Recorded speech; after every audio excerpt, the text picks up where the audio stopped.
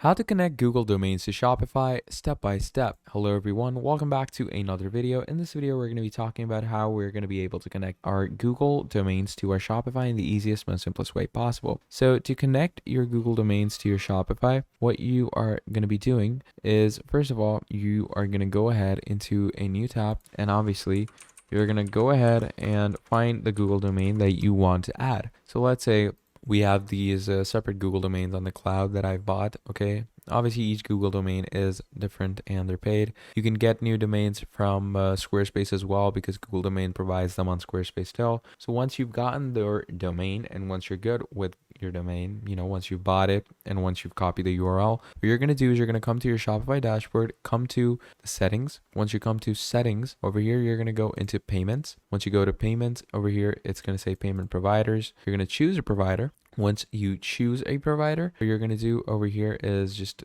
add your proper providers and all, and then you're going to come down to domains, go into connect existing domain, and here is where you're going to add the domain that the Google domain is off, and that is how you're going to connect your Google domains to your Shopify in the easiest way. So thank you for watching, and I'll see all of you next time. Goodbye.